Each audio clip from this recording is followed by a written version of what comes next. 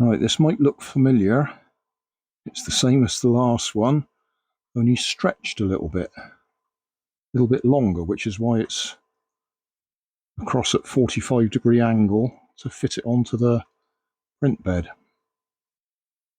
I've printed a couple of hubs that will take CDs, so we can give it CDs for the back wheels and still use the little O-ring wheels for the front wheels. I've also printed a little hook there that goes on the axle to make it easier to attach the rubber band.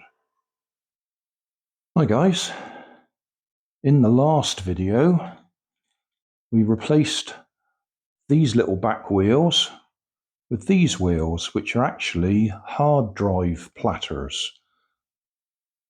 So they've got a fair bit of weight to them. That worked really well.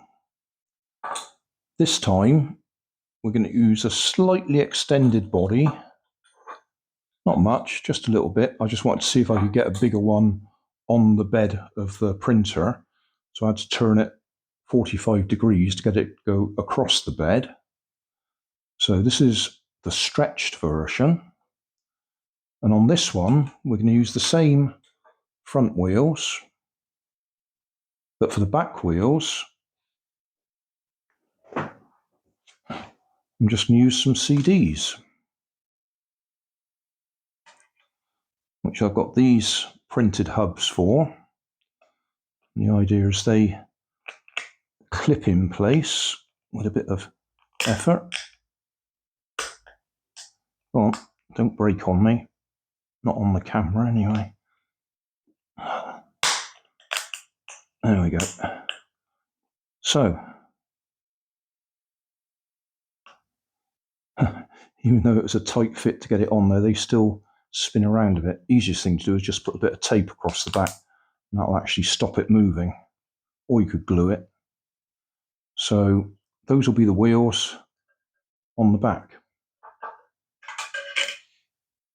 Other than that, oh, that's the front. That's the back. Yeah.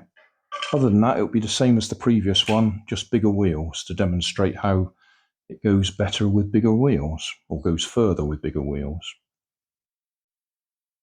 And there we are. Our CDs in place, and the little peg in the middle, 3D printed peg to make it easy to hook the rubber bands on. Because we've got the longer chassis, I can actually use 3 rubber bands, which somehow or other I've just tangled up there. Yeah. So I can use 3 rubber bands rather than 2, so potentially it can go further, although I think we're going to be limited by the distance available in my kitchen. I don't think we'll have a problem going that distance. So there's our hook. As you wind it up, you want to make sure they don't spread and get caught up on the edges here, because that'll act like a brake. You don't want that. You want to keep them as neat and tidy in the middle.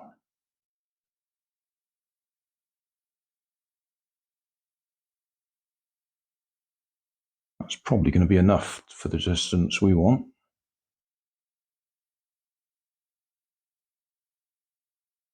And that's what it should do. It should run on nicely when the rubber band's dropped off.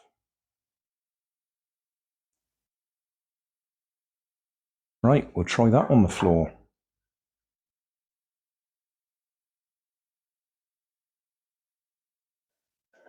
Oh, we're going right again. Dear.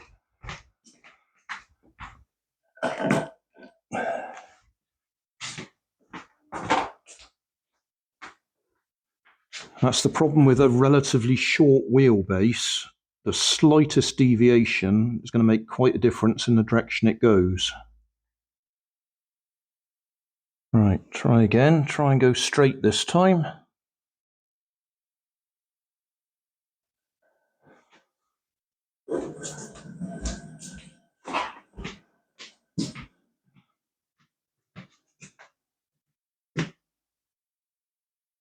Okay, I gave it less power that time.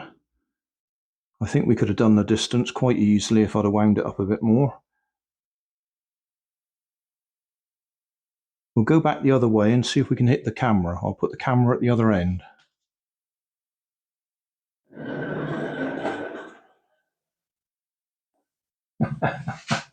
Nowhere near it.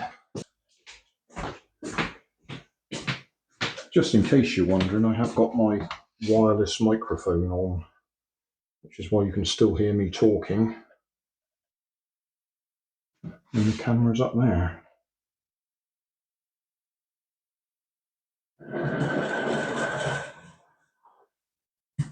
Oh, much closer.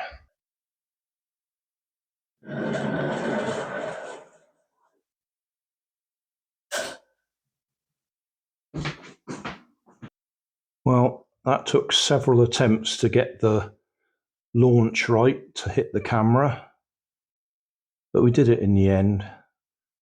I'll probably have edited out all the failures. So that works.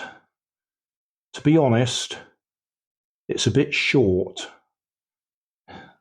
which is why we're having trouble keeping it straight.